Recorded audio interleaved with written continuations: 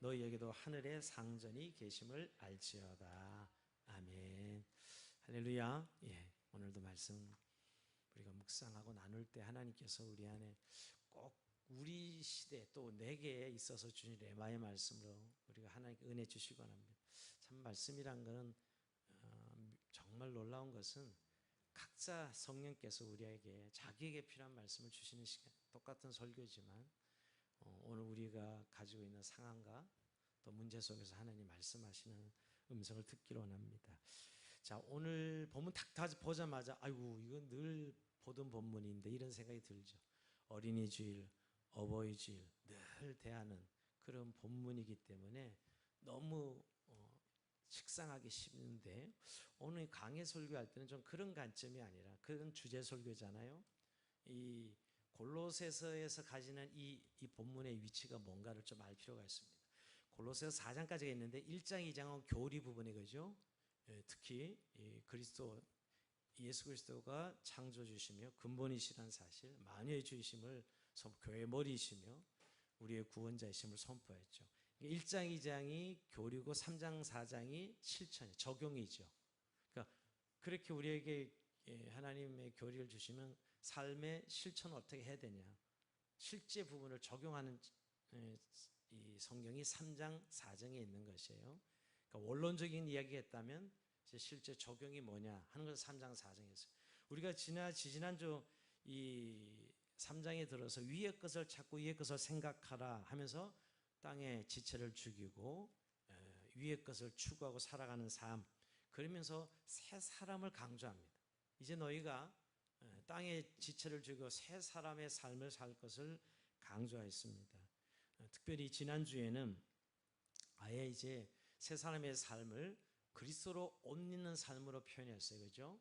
그러니까 옛 사람의 모습을 죽이고 새 사람의 모습을 그리스도를 옷 입어라 하면서 12절에 보면 궁율과 자비와 겸손과 온유와 오래 참음의 옷을 입어라.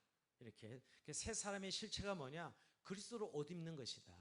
그리스도의 인격과 성품으로 옷 입는 것이 새 사람의 삶이다. 실제 실천상에서 있죠. 구체적으로 적용해 준 거죠. 그리고 결정적으로는 정말 새 사람은 결국 사랑하는 사람이에요. 용납하고 용서하고 사랑하는 사람. 결국 예수님의 우리에게 주는 삶의 가장 중요한 삶의 실천은 사랑하라는 것이죠. 예수님도 마지막 제자들 앞에 두고 내가 새 계명을 너에게 주노니, 사실 새 계명 아니죠. 사랑하는 말은 사실은 흥계명이에요. 이미 구약에 수없이 사랑을 하셨는데 예수님이 질적으로 새롭게 너희가 서로 사랑하면 이로써 모든 사람이 내 죄인 줄 알리라면서 사랑하라. 사랑이 결국 우리의 삶의 실천의 가장 중요한 실천인 것을 말씀합니다. 그러면서 이 공동체 신앙을 중요하게 말씀하셨고, 더 나아가서 결국 이제 17절이 결국 결론이었는데요. 또 무엇을 하든지 말이나 일이나 다 주 예수의 이름으로 하고, 그러니까 모든 일에 주 예수의 이름으로 다 예수로 하는 것을 이제 결론적으로 이야기해요. 새 사람의 삶이 뭐냐? 제가 오늘 설교의 결론부터 예수로 살아가는 거예요. 결국 예수로 살아가는 거예요. 예수의 이름으로 예수로 살아내는 삶, 그게 새 사람의 실제인 것을 말씀하고 있습니다. 근데 오늘 여러분 특별히 그 새 사람의 삶의 실제를 이제 설명하면서 가정의 문제, 가정의 부부 간의 문제, 부부 간의 관계를 다루고 있고요. 부모와 자녀 관계를 다루고 있고, 세상 속에서는 그 당시에 노예 제도가 있었는데 구체적으로 상전과 종의 관계를 통해서, 오늘로만 노사라고 말할 수 있죠. 오늘 노사라고 말할 수 있고, 또 세상 속의 우리 이웃과의 관계에서 어떻게 살아가야 되냐는 말씀을 나누고 있습니다. 근데 오늘 이런 본문을 딱 보면서 벌써 윤리적인 것이 딱 먼저 들어오면 이 설교에 방해가 많이 되는 거예요. 사실 물론 윤리적 내용이 담겨 있긴 하지만 이건 윤리를 말하는 게 아니라 예수님으로 살아가는 삶을 실제를 이야기할 때 오늘 부부 안에서는 아내는 남편에게 순종하고 남편은 아내를 사랑하는 거예요. 분명히 윤리적이에요. 드러나는 거. 그러나 사실 윤리를 이야기한 건 아닙니다. 정말 영적인 하늘의 원리로 살아가는 삶에 있어서 우리가 인간관계를 어떻게 할 것이냐, 여러분 인간관계에 있어 어떻게 할 것이냐, 특히 이제 제일 가장 중요한 관계에 있어서 아내와 남편이죠. 남편과 아내에 있어서 오늘 남편은 아내를 사랑하고 아내는 남편을 복종하라, 이렇게 순종하라, 이렇게 말씀해요. 부모와 자녀에게, 부모는 자녀들을 정말 노엽게 하지 말고 또 자녀들은 부모에게 순종하라, 이런. 그러니까 사실 이게 우리의 인간관계의 도덕적 윤리적인 내용이긴 하지만 실제로 오늘 본문에서 말씀하는 것은 세 사람으로서의, 즉 세 사람의 삶의 내용으로서 실제로서 말씀하고 있는 것이에요. 자, 우리가 이것부터 좀 말씀을 나누고 싶어요. 여러분, 그 구원받고 나면 우리는 자꾸 뭔가 예수 믿고 구원받았어, 그럼 천국 갈 수 있어, 이게 제일 우리의 강력한, 우리의 구원의 중요한 모습인데, 이건 아주 사실은 미래에 일어날 일이잖아요. 그죠? 미래에 일어날. 근데 오늘 우리가 구원받았다는 의미를 어떻게 이해하고 받아들이냐. 제가 구원파적인 구원론에 빠진 분들이 꽤 많다 그랬어요. 그래서 우리는 늘 구원받거나 구원의 확신을 강조하고, 그게 중요하지 않다는 이야기가 아니라 구원의 내용을 생각 안 하고 구원의 확신에 자꾸 머문단 말이에요. 구원의 내용을 가지면 구원 확신은 자연스럽게 가지는 것인데, 구원의 내용은 없이 자꾸 확신하느냐 확신하지 않느냐는 자꾸 물어봐. 구원받았습니까? 언제 받았어요? 이렇게 자꾸 물어보는 거에 집중을 한다는 것이죠. 사실 우리는 구원받으면 이런 기대, 야 이제 천국 갈 수 있어, 이런 우리의 믿음의 어떤 마음의 평화를 가지고 있죠. 나는 이제 지옥 가지 않고 천국 갈 수 있다. 그런데 그거보다는 실제적으로 뭐 고난이 없어진다든지, 이제 내게 어려움 당하는 이 지긋지긋한 어려운 삶이 좀 해결된다든지, 또는 뭐 내게 정말 필요한 기적이 일어난다든지, 이런 것들로 우리의 신앙의 내용을, 구원받은 자의 삶을 채우려고 하는 것이죠. 근데 오늘 성경은 여러분 보세요. 구원받고 나서 새 사람이 되어서 오늘 그런 기적을 기대하라든가 뭔가 고난이 없이 해주겠다든가 이런 내용이 아니잖아요. 오늘 이 성경은 오늘 우리에게 구원받은 자가 그 구원받은 삶의 내용을 이야기하고 있는데, 오히려 여러분 살아가면서 고난은 여전히 우리에게 있는 것이고요, 문제는 여전히 있습니다. 예수 믿으니까 문제가 없게 해준다든지 또 고난을 없게 해준다든지 이렇게 말씀하지 않았어요.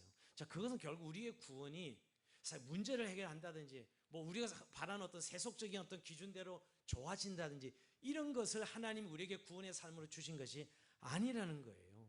그러니까 성경이 조명하고 있는, 성경이 우리를 구원받은 자의 삶을 어떻게 실제를 이야기하고 있는지 거기에 우리가 주목해야 되는데, 우리나라도 구원받았으니까 이제 뭔가 우리가 이런 기대, 이 기대 자체가 사실 너무 인간적이에요.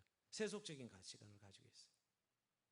오늘 구원받은 자는 여전히 사실은 결론적으로 여기 아까 그리스도로 살아가는 게, 그게 우리를 향한 구원받은 하나님의 삶의 기대예요.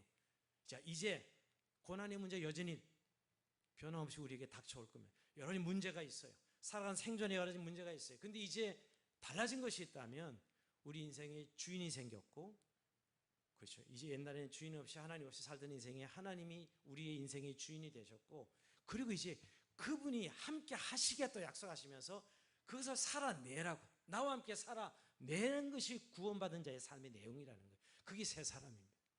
그런데 제일 먼저 부딪히는 게 아내와 남편이죠. 우리가 아내와 남편 그러면 벌써 이 로망이 있어요.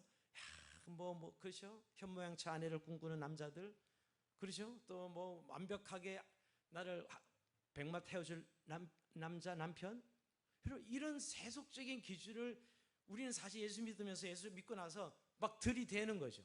왜 우리 가정은 이렇게 안 되냐고. 사실 그게 우리를 구원하신 목적이 아닌데요. 오늘 이 관계를 이야기하는 것은 사실은 이게 윤리 교과서로 우리에게 제시하는 게 아니라, 실제 구원받은 자가 가장 제일 먼저 적용하는 인간관계, 아내와 남편 사이에서 구원을 받은 자로서 정말 예수님과 함께 살아가는 삶으로 남편은 아내를 대고 아내는 남편을 대하는 거예요. 그것이 즉 예수님을 믿는, 예수님과 함께 사는 삶을 사는 자로서의 아내는 남편에게 순종하는 것이고요, 그리고 오늘 남편은 아내에게 사랑하는 것이거든요. 그러니까 우리가 도덕적 개념을, 이 내용을 보지 말고 정말 주님께서 우리 안에 계셔서 함께 살아가는 삶으로서 주신 실천이라는 거예요. 즉 그리스도와 함께 살아가는 삶이죠. 사실 우리는 예수님 모를 때는 늘 우연이었고요, 인과율이었어요. 근데 이제 더 이상 구원받으면 우연으로 우리 인생은 사라지지 않아요. 인과율로 사라지지 않는다고. 이제 우리를 향한 하나님의 목적이 생겼고, 목적이 생겨서 이제 예수님과 함께 이 부딪히는 현실을 살아내서 우리의 구원이 완성되는 그날까지 그리스도의 장성한 분량까지 자라가는 것이 우리가 구원받은 자의 삶의 내용이에요. 그게 구원의 내용인 게 되어야 되는 거예요. 그게 간증이 돼야 되는데, 난 예수 믿고 뭐 어떤 일을 뭐 체험했다, 기적을 체험했다, 예수 믿고 무엇을 얻었다, 이런 식의 간증이 한국교회에 난무하면서 사실 구원받은 삶의 내용은 없어요. 보면, 들어보면. 그러니까 사실은 예수 믿고 나서도 실제 삶에서는 세상적인 사람들과 똑같이 살아가요. 단지 다른 게 난 구원받았어, 이것만 달라. 그러니까 사실 구원받은지 안 받은지 세상 사람은 몰라요. 사실은 모른다고요. 그러니까 결국은 이제 내 인생에 하나님의 목적을 가지고 내 인생에 개입하시고, 왜? 내 안에 주님이 계시는데, 성령을 통해서. 그러니까 내가 만나고 있는 이제 가정 속에 내가 남편을 대할 때, 오늘 주님은 오늘 결국은 이 뭐 순종하라, 사랑하라, 부모 자녀가 순종하고 노엽게 하지 말라, 주인에게 오늘 의와 공평으로 종들을 종들에게 대하라, 또 상전들에게는 종들에게는 주인에게 순종하라. 그런데 결국 오늘 한마디로 오늘 본문에서 말하는 관계에서 뭘 말하죠? 23절 있으면 먼저 23절 같이 읽어봅니다. 시작. 무슨 일을 하든지 마음을 다하여 주께 하듯 하고 사람에게 하듯 하지 말라. 주께 하듯 하랍니다.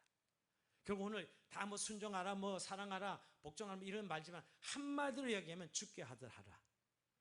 이제 우리의 기준이 주님이셔요. 그러니까 사람 대하는 게 다 주님이셔요.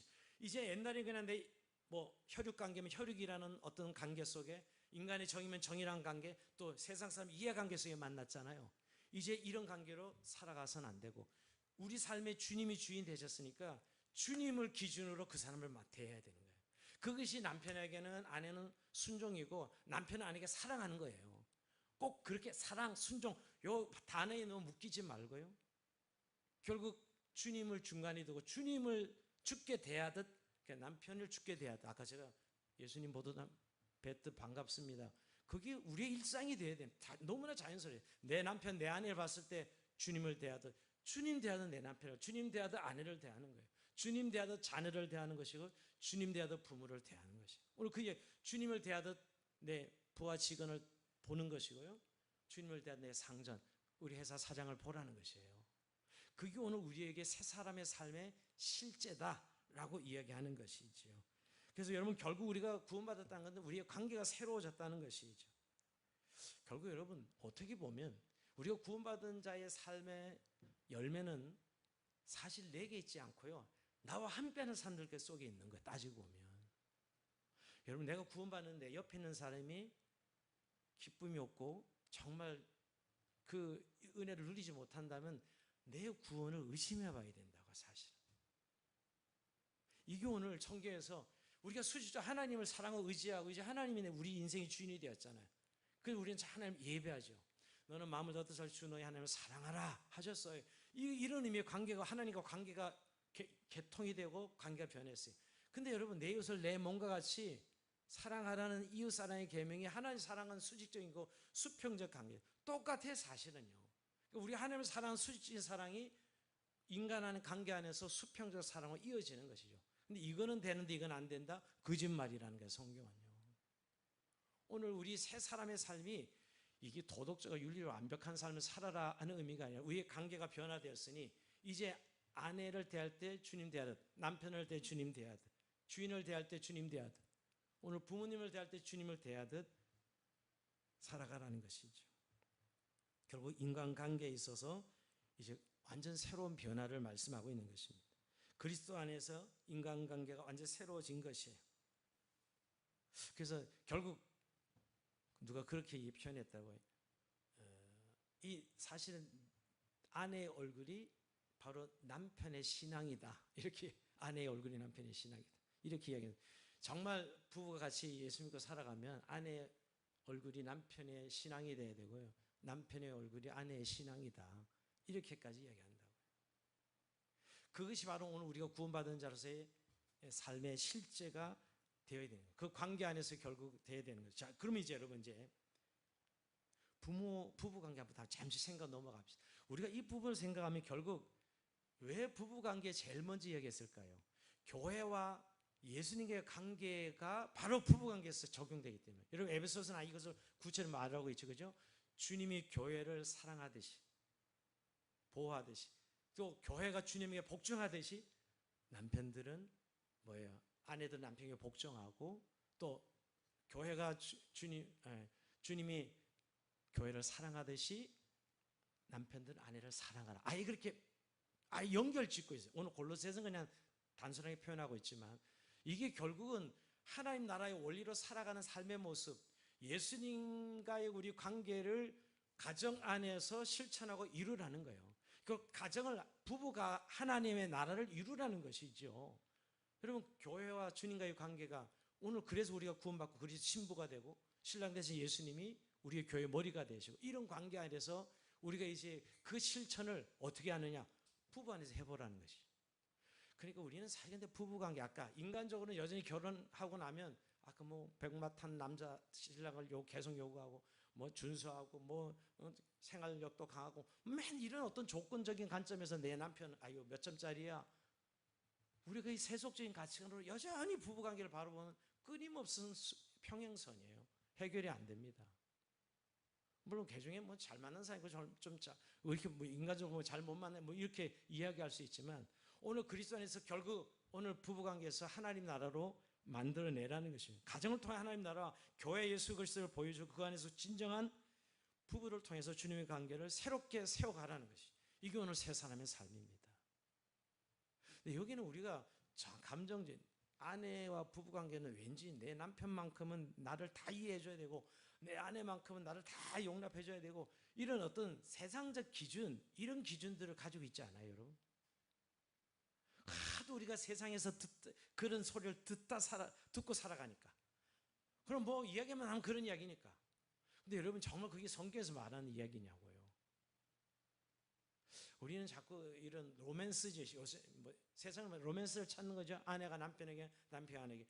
성경이 그걸 무시한다는 의미보다는 결국 주님이 가정 안에서 요구하시는 것은 새 사람으로 살면, 예수 믿고 살아면 정말 남편을 죽게 대하고 아내를 죽게 대해야 돼서 정말 주님과 우리 이 교회 관계처럼 그런 하나님의 사랑의 원리들이 공동 그 부부 안에 드러나야 되는 것이죠.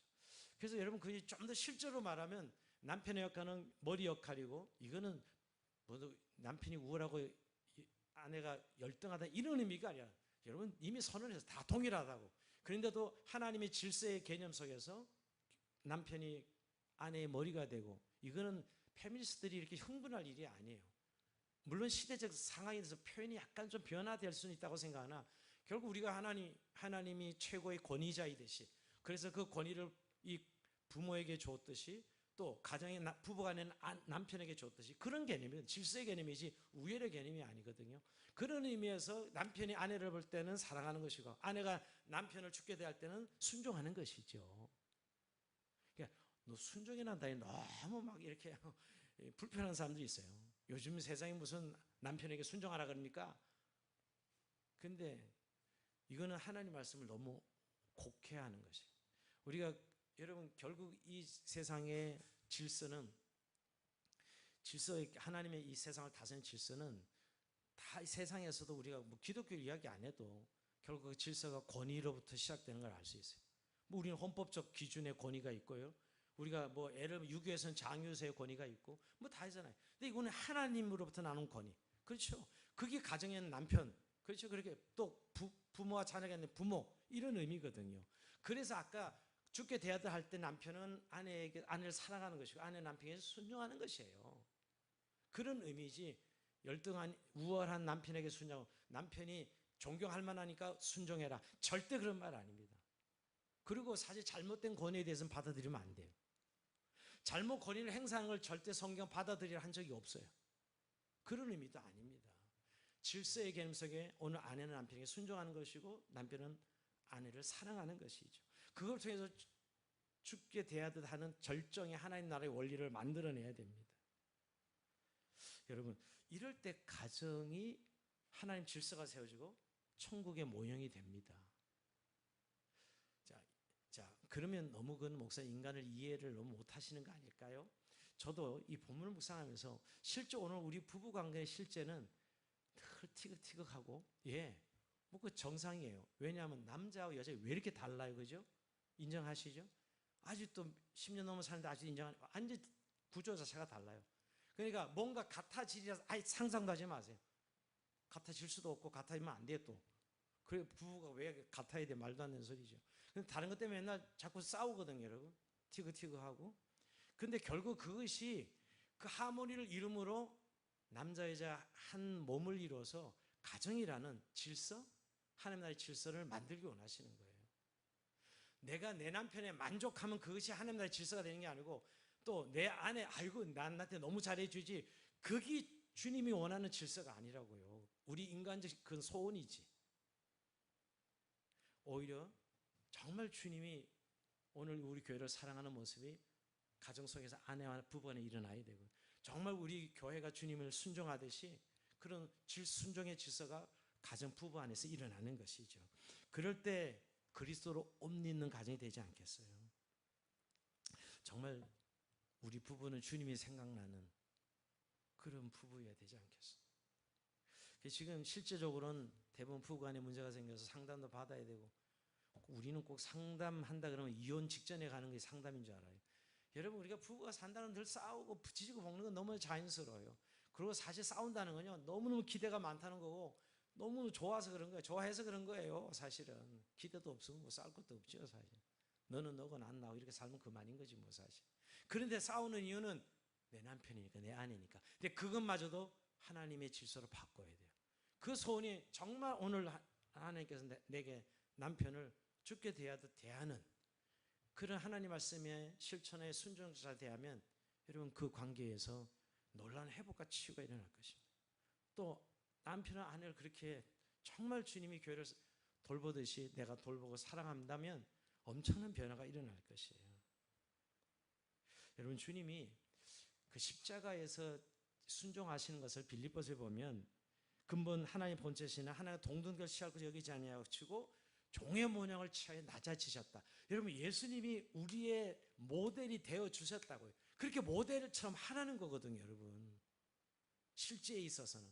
네, 난 죽어도 예수님은 열심히 믿고 사랑한다면서 절대 그렇게 할 수 없어. 해결이 안 되더라고. 해결이 안 되는 거죠. 물론 여러분 마음에 안 들고 또는 나랑 안 맞고 얼마든지 있을 수 있습니다.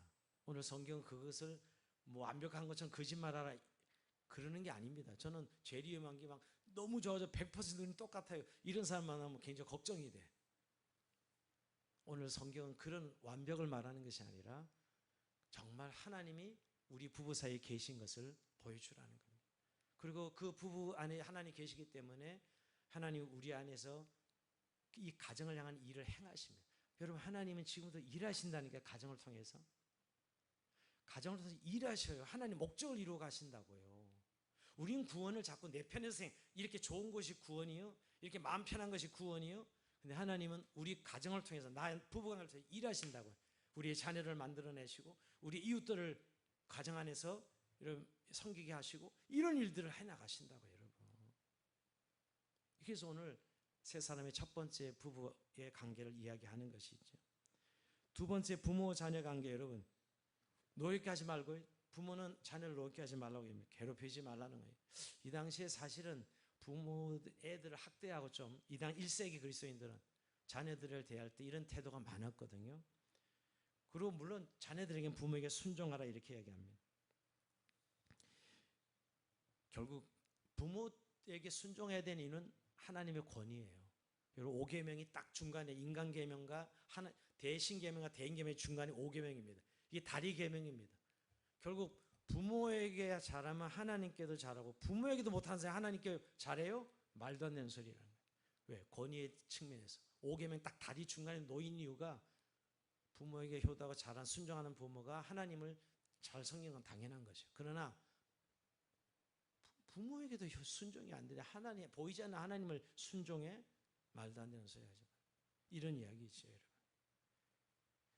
자, 여기서 우리가 지금 오늘 이 부모 자녀 관계에서 제일 지금 문제되는 것은 부모가 자녀를 생각할 때 소유물로 생각해요.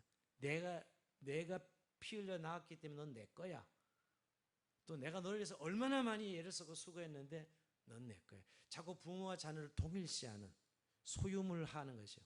이게 이제 집착으로 나타나고, 집착이 사랑하는 것은 소유하지 않습니다. 집착하는 건 소유하게 돼 있어요. 여러분이 끝까지 20살이 넘은 자녀에게 끊임없이 간섭을 하는 내 자신을 발견하면 그건 집착입니다. 소유하고 싶은 거예요, 자녀를. 그냥 금방 실험해보면 내가 자녀가 자꾸 잔소리가 나와. 나도 모르게. 근데 우리는 이걸 뭘로 자꾸 해석하죠? 내가 자녀를 얼마나 사랑하면 이렇게 잔소리를 할까? 거짓말하지 마세요. 그 18세까지만 그런 것이고요. 18세 넘으면 이제 더 이상, 아니요, 18세도 아니에요. 12세면 끝내야 돼요. 더 이상 자녀에게 잔소리, 시계, 간섭. 무엇을 선택할 때 부모의 선택을 강요하고 부모의 가치를 자꾸 강요하는 이 강요식, 물론 우리가 복음으로 자녀들 양육하고 세워내야 됩니다. 이걸 제가 강요를 말하는 것이 아니라, 그러니까 우리가 부모 자녀 간에 제일 안 되는, 오늘 부모를 노엽게 하는, 자녀를 노엽게 하는 것은 집착에서 시작되는 거예요. 근데 그 집착은 소유이기 때문입니다. 그리고 부모가 자녀를 양육하는 것은 그건 자연 이치입니다. 하나님 그렇게 만드신 거예요. 그것을 마치 내가 너를 위해서 뭔가 정말 내가 많은 일을 했다, 이렇게 생각하는 것은 정말 잘못된 생각이에요. 사실은 소유하게 되려는 이유는 대부분 내가 너를 위해서 얼마나 고생했는데 다 너를 위해서 한 거야. 이거 굉장히 위험한 이야기죠. 우리의 마음에 자녀를 소유하게 하는, 여러분 자녀를 통제하지 마시고 이제 성인이 되었으면 자녀를 자녀로 세워줘야 됩니다. 계속 언제까지 자녀를 붙들고 있으려고 그래요? 근데 오늘 자녀들은 부모에게 순종하는 부분은 하나님께 순종하는 것과 아무 다르지 않습니다. 그 개념으로 성경은 이야기하고 있어요. 그리고 사실 그 순종을 보고 자녀들도 하나님을 배우고 순종하는 법을 배워야 되겠죠. 부모의 뒷모습을 보고 아이들은 따라가거든요. 결국 우리가 말 안 한다 그래서 아이들이 부모의 삶을 안 닮아가는 게 아니고 닮아갑니다. 왜 안 닮아가겠어요? 근데 그건 잔소리로 되는 것은 아니죠. 그런 의미에서 오늘 자녀를 노엽게 하지 말라.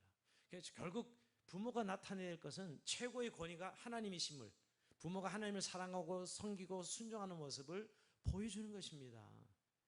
근데 이게 교회에서는 좀 있는 것 같은데 가정에 가면 안 보여요. 부모가 항상 왕이야. 여러분 자녀에게 하나님은 안 보이잖아요. 부모가 왕처럼 막 큰 소리 치고 또 부모가 그냥 짜증을 내고 이럴 때 사실 자녀들은 우리 집의 주인은, 왕은 하나님이 아니고 우리 엄마야, 큰 소리 치는 우리 엄마, 이렇게 애들은 배우고 그냥 습득하는 거예요, 사실은요. 이런 의미에서 오늘 자녀들 노엽게 하지 말라라고 말씀하고 있는 것이죠. 더 나아가서 종과 주인 관계, 이게 이제 가장 실제적인 건데요. 이 당시 노예제도가 있었어요. 근데 여러분 우리 같으면 기독교적인 관점은 노예제도 없어야 되잖아요.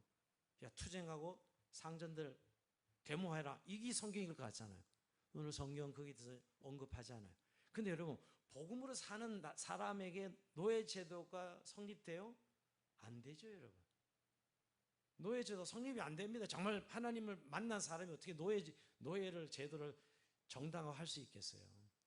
사실 이 기독교가 말하는 복음은 제도를 고치고 제도를 뜯어내는 데 있지 않고 근본적인 사람을 바꾼 거예요. 그럼 자연스럽게 노예제도는 없어지겠죠. 근데 오늘 오히려 지금 이 현실을 지금 깨부셔라가 아니라 인정하고요. 먼저는 상전들은 종들에게 의하고 공평으로 대하라. 근데 이 의하고 공평이 뭐야? 하나님의 성품이에요. 그죠? 하나님의 기준이에요. 그러면서 뭐라 그래? 야, 하늘에 상전이, 너희 상전이 있어. 하늘에 상전이 있어. 그러니 종들을 종처럼, 노예처럼 대하지 말고 의와 공평으로 대하라. 하나님의 기준으로 대하라고 이야기합니다. 이거 참 엄청난 혁명적인 이야기입니다. 이 2000년 전 이야기니까요. 노예제도가 있을 때 얘기니까. 근데 여러분 종들에 대해서 오늘 좀 길게 이야기하는 게 좀 특징이 있어요. 종들을 향해 어떤 이야기하죠? 자, 22절 한번 같이 읽어봅니다. 시작. 종들아, 모든 일에 육신의 상전에게 순종하되 사람을 기쁘게 하는 자와 같이 눈가림만 하지 말고 오직 주를 두려워 성실한 마음으로 하라. 그러니까 주인 상전이 두렵고 상전이지만 하나님 두려워서 상전에게 대하라는 거예요. 기독교 윤리의 제일 중요한 부분입니다. 그 사람을 대할 때 그 사람이 나한테 어떻게 하는가, 그 사람이 좋은 리더인가 좋은 상전인가, 이게 기준이 아니고 하나님 때문에 상전에게 대하, 이렇게 말씀하고 있는 것이거든요. 그래서 눈가림으로 하지 말라는 표현, 이게 사람에게 하는 것은 눈가림이라고 이야기해요. 그 사람 때문에 하는 행위, 그 눈가림이 하나님 때문에 하는, 하나님 때문에 내가 내 안에 계신 주님 때문에 하는 행위로 주인을 대하라, 이렇게 말씀하고 있습니다.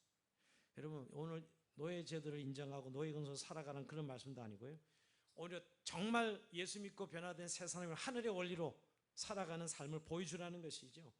진정한 주인은 하나님이시고 그 하나님으로 말미암아 주인을 대하고 종을 대하는 그런 인간관계를 만들어라는 것입니다. 요즘 노사로 본다 그러면 맞죠. 노사관계로 본다면 주인은, 이 사측은 노조를 볼 때 이들이 돈을 벌어 이들이 일하잖아요. 사실 정말 그래서 공평해야 돼. 그 이익을 나누고 하는 일에 정말 정직하고 신실하게 대해야 되죠. 당연히 말할 것도 없죠. 여러분, 누가 실제로 돈을 버는, 노동자들이 일해서 돈을 버는 데서 마치 자본 가진 것 때문에 내가 다 주인이다, 이건 잘못된 생각이죠. 기독교적인 관점에서 보면. 근데 오늘 이 결국 주인 상전과 종과 관계도 있어서도 이 골로새서에 누가 있었죠? 빌레몬과 오네시모가 있었어요. 빌레몬의 오네시모가 빌레몬의 집에서 돈을 훔쳐서 도망갑니다. 근데 바울을 만나요. 바울을 만나서 바로 예수 믿고 회심합니다. 회심하니까 결국 바울이 돌아가게 하죠. 빌레몬 집에 종으로 돌아가라 그러죠. 돌아갈 때 빌레몬서를 쓰면서 뭐라고 해요? 야 빌레몬, 이 오네시모가 회심하고 돌아가는데 종으로 대하지 말고 형제로 대할 것을 이야기합니다. 그래서 여러분, 오네시모를 용서하고, 돈 훔쳐가면 죽여도 되는 거거든 사실은. 이 당시에 법으로 말하면 돈 훔쳐 도망간 오네시모를 죽이면 그만인데, 그리스도인이 된 오네시모를 빌레몬이 형제로 받는다고. 이 말씀 그대로 수용하는 거예요. 이 골로새에 있는 교인 이야기입니다. 빌레몬도 그렇고 오네시모도. 빌레몬서 이야기지만 골로새 이야기입니다. 그러니까 예수님께 대하듯 형제로, 그러니까 사실은 종인데 형제로 대하는 것이죠. 빌레몬이 받아들인 것이죠. 결국 예수님 대하듯 주인을 대하고, 예수님 대하듯 종을 대하라고 이야기하고 하라고 말씀하고 있는 것이죠. 자, 그런 의미에서 여러분, 오늘 예수님이 제 말씀을 정리하면서 여러분 다시 한번 오늘 말씀의 내용을 너무 여러분 잘 알기 때문에 원리적인 면에서 오늘 좀 묵상을 해보셔야 돼요. 구약에는 하나님을 마음을 다하고 뜻을 사랑하는 것, 이게 신앙의 가장 중요한 하나님의 사랑. 그다음에 이웃을 내 몸같이 사랑하는 것, 이것이 결국 10계명이고 2계명을 요약했는데 예수님도 이 강령을 이야기합니다. 자, 그래서 우리가 하나님 사랑하는 삶이 결국 새 삶이에요. 그죠? 하나님 사랑하는 삶이 새 삶입니다. 무슨 일을 하든지 우리의 삶이 하나님을 사랑하는 것으로 드러나는 삶 말입니다. 그러니까 내가 하나님 사랑하는 삶이 드러나지 않다면 새 사람의 삶이 아닙니다. 근데 여기까지 우리가 어느 정도 좀 인식이 되고 늘 예배 드리고 그래서 하나님 헌신하고 뭐 헌금도 드리고 이러는데, 이거 두 번째, 이제 내 이웃을 내 몸과 사랑하는, 서로 사랑하는 삶을 통해서 새 사람의 삶을 이루는 것. 이 문제는 이제 우리가 늘 잘 안 된다고 생각해요. 여러분, 관계 속에서 좋은 분들이 많아요. 늘 상처고 늘 그냥 안 보고 회피하고 피하고 이런 게 많아요. 솔직히 우리 마음속에 여러분, 난 정말 인간관계 잘하고 있다. 여러분, 결국 관계 안에서 우리가 결국 구원이 이루어지는 것인데, 원래 관계를 아예 못한다고 생각하고 있는 분들도 계시더라고요. 제가 얘기를 나눠보면 아예 한계라 생각하고 난 안 됩니다. 그래서 아예 정당화하는 분도 있어요. 그럼 당신이 그리스도인으로서 도대체 주님이 이웃을 사랑하는 명령은 어떻게 당신이 이해하고 있느냐? 내가 물어본 적이 있다니까요. 도대체 하나님의 말씀을, 새 사람의 삶이 주님을 사랑하는 게 그 이웃을 사랑하는 것인데, 이웃을 용납하고 용서하고 결국 이 새 삶의 절정은 용서인데, 그래서 그 죽게 대하듯 대하는 것이 정말 내 삶의 실제냐 이 말이에요. 그래서 예수님이 한금률 이야기합니다. 결국 이웃사랑의 실천은 네가 대접받고자 하면 대접하라는 거지. 네가 대접받고자 하는데 대접하라는 거지. 그게 한금률인데 여러분, 그 한금률이 우리의 실제 새 사람의 삶입니다. 이런 진짜로 한금률을 실천하는 사람을 만나면 아주 편안합니다. 말부터가 벌써 여러분, 상대방 중심으로 그 내가 하는 말이 상대방을 기분 나쁘게 한다면 난 안 하죠. 왜? 그 사람이 내가 그렇게 대접받기를 원하는 대로 내가 말을 해야 되는데, 근데 사실은 대접받기 원한 말이 아니라 그냥 비난을 쏟아놓고 공격부터 합니다. 이 인간은 제가 요새 자주 하는 말인데, 뭐 천사의 말을 하고 아무리 좋은 말도 공격하는 말은 누구나 다 문을 확 닫게 돼 있어요. 나쁜 사람이 관계는 깨지는 거예요. 다 비난, 저주, 그 다음에 정죄, 이건 다 방어 기제가 동원되어서 자동이에요. 자동. 근데 내가 뭐 리더니까 넌 들어야 돼, 또 이런 식이라든가, 또 나는 엄마니까, 나는 아빠니까, 뭐 이런 식의 이상한 권위주의로 그걸 둔갑시켜서 마치 너를 위해서 하는 말이야. 천만에요. 말은 그렇게 하라고 주님 말씀하신 적이 없어요. 네가 대접받고자 하는 대로 그렇게 말하라는 것입니다. 정말 존중받고 싶잖아요. 그건 존중의 말을 해야 되는 거예요. 내가 위로받고 싶으면 위로의 말을 해야 되는 거예요. 이게 실제입니다. 새 삶의 실제입니다. 내 이웃을 내 몸과 사랑하라, 이게 더 큰 계명이 없느니라 그랬어요. 그러니까 새 삶의 실제가 오늘 이렇게 부모와 자녀, 종과 상전의 관계인데, 오늘 인간관계, 종과 상전의 관계는 오늘 모든 인간관계를 다 포함하고 있는 거예요. 이 당시 이 말씀은 여러분. 다시 한번 여러분, 오늘 나는 한금률이 과연 내 삶의 실제인가? 내 언어 생활에 제일 먼저 하는, 우리가 살아가는 삶의 실제는 언어 생활입니다. 말입니다. 말. 여러분, 말한 대로 살아가고요, 말의 결대로 여러분의 삶은 결정되어 있어요. 그만큼 우리 말은 중요합니다. 그 사람이 어떤 언어를 구사하느냐는 그 사람의 됨됨이 이미 결정되어 있는 거고요, 그 말의 그 높낮이와 결을 보면 그 사람의 인격을 알 수 있어요. 이건 굉장히 중요해요. 우리가 하나님의 나라를 어떻게 실제 말로 다 표현하고 있다고요. 그리고 그 말을 들은 사람은 말 들은 대로 삶의 모습이 규정되어져요. 그럼 남편을 계속 비난하잖아요. 그 남편은 완전 망가집니다. 아내를 계속 비난하잖아요. 남편 다 망가뜨리는 거예요. 그 말의 결로. 어마어마한 거예요, 사실은요. 근데 사랑의 말을, 용납의 말을, 늘 용서의 말을 들은 사람은 완전히 다른 삶이 됩니다. 이게 오늘 실제로 우리가 한금리를 지키는 정말 이웃사랑의 세 사람의 삶이 바로 이런 것이라는 거예요. 자, 근데 여러분, 이제 결국 그리스도 옷을 입으라는 이 의미가, 저는 이렇게 자기 관리, 근데 그리스도인들의 자기 관리는 뭘까요? 예수님으로 옷 입는 거예요. 예수님을 딱 등장시키는 겁니다. 인간관계에 있어서 난 못 참아. 저거 그냥 존경되지도 않는 남편, 내가 무슨 죄. 근데 그 중간에 예수님이 계시잖아요. 그렇게 그것 때문에 옷 입는 거예요. 그게 자기 관리입니다. 우리 자기 관리는 애쓰고 노력하고 무슨 세상처럼 막 치밀하게 계획을 해서, 이게 아니에요. 우리 그리스도인의 자기 관리는 예수님을 내 마음에 장착하는, 예수님이 나와 함께 사시고 나와 함께 하신다는데 그 예수님으로 보는 것입니다. 여러분, 부모와 부부관계, 부모와 자녀의 주인과 상전관계, 우리의 인간, 그냥 너와 나와의 관계로만 보면 이것처럼 힘든 관계가 없어요. 매일 상처 주고받아야 돼요. 그리고 관계 만들 사람 몇 사람 안 됩니다. 근데 오늘 주님은 이 모든 관계 안에서 하나님 나라를 보여주라는 것입니다. 여러분, 근데 여기는 놀라운 뭐가 담겨져 있냐? 아까 하나님은 우리가 예수 믿는 주인이 생기시고 하나님 목적을 이루는 삶이 되잖아요. 우리의 구원은 하나님의 목적을 이루는 게 구원이라니까요. 내가 무슨 완벽해지고 내가 무슨 삶에 뭐 좋은 일이 생기고 이게 아니라, 그래서 그 하나님의 구원의 드라마를 내 삶을 통해 운영하고 있는데, 나를 만나고 있는 모든 사람들은 그 드라마 안에 들어가 있는 거예요. 내가 배역자예요. 내가 배우라고 해요, 사실은요. 그런 의미에서 오늘 이렇게 세 사람의 삶을 그렇게 대하라고 말씀하고 있는 거예요. 근데 우리는 이게 잘 안 보여요. 내가 배우로, 이 하나님 드라마의 배역을 맡은 배우로서 살아간다기란 이 의식이 없어. 구원받고 나서 하나님 택한 백성이 되면 그때부터 내 인생에 하나님 개입하시고 내 인생에 새로운 삶을 살게 하는 것은 내 어떤 만족이나 내 어떤 그런, 우리가 흔히 생각하는 어떤 것을, 뭔가 내게 좋은 것을 주기 위해서, 물론 좋은 것 당연히 받지 우리가요. 근데 그 과정은 완성될 때까지, 하나님 장성한 분량이 자라는 그 과정은 결국 하나님이 우리를 통해 일하시는 시간이라는 거예요. 완성될 때까지. 그걸 우리가 성장, 성화, 자라나는 거 이렇게 표현하고 있지만, 결국 우리가 만나는 우리의 삶의 환경은 다 하나님 드라마 배역 속에 들어가 있는 것이죠. 그런 관점으로 우리가 새 사람의 삶을 실천해야 돼요. 이걸 자꾸 노력해, 안 되는 걸 어떻게 노력해, 저 인간 저거 또 어떻게 노력해야 돼, 그렇게 성경 말하고 있지 않습니다. 주께 대하듯 대하라는 겁니다. 우리 안에 계신 주님이 기준이라는 것이에요.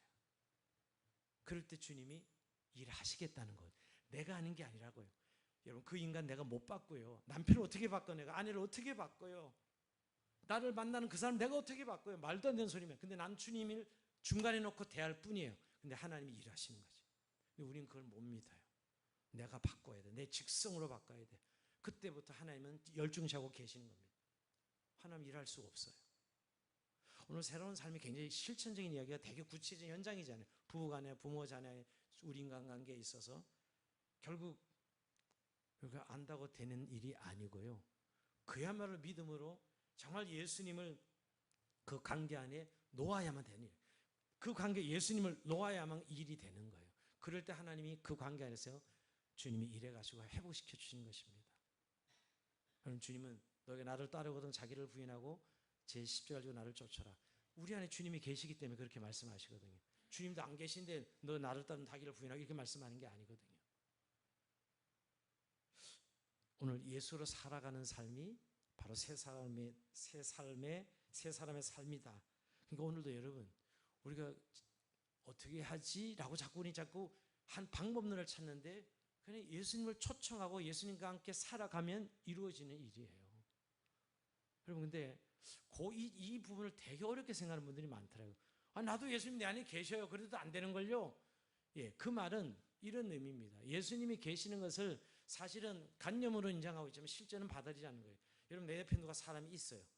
그렇다면 그 사람 때문에 내가 행위에 제약을 받습니까? 안 받습니까? 너무너무 많이 받잖아요. 근데 없으면 마음대로 움직이잖아요. 똑같으면 내 안에 예수님이 계시다는 걸 인정한다는 것은 바로 오늘 말씀의 기준으로 그 주님을 놓고 그 사람을 보는 거예요. 어떻게 주님이 계신데 없는 것처럼 이야기할 수 있어요? 말을 어떻게 그렇게 할 수 있어요? 주님이 계신데 그게 오늘 주님이 나와 계심을 내가 믿음으로 인정하는 것이죠. 오늘도 새 삶이 사실 또 뭐 이론적인 것을 우리가 많이 들으면 내가 바뀔 것이 안 바뀌더라고요. 저를 보니까 그냥 예수님 내 안에 계신 걸 놓고 그 사람을 대하면 되는 것이에요. 뭐 인간관계 이렇게 해야 됩니다. 또 세상의 도덕은 이렇습니다. 우리는 이런 기준으로 계속 그 사람을 요구해. 그래서 결국 인간관계 다 깨져 보면 그거 다 상처예요. 뭐 부부간에 제일 가까워야 되는 사는데 제일 멀잖아요. 어떻게 보면 제일 멀습니다. 사실 어떻게 제일 나를 아프게 한 사람이 가장 가까운 사람들입니다. 근데 여러분 다시 예수님으로 그를 바라보시오. 예수님이 주신 사람으로 예수님이 함께하는 사람으로 그렇게 대할 때 오늘 우리가 진정으로 새로운 삶의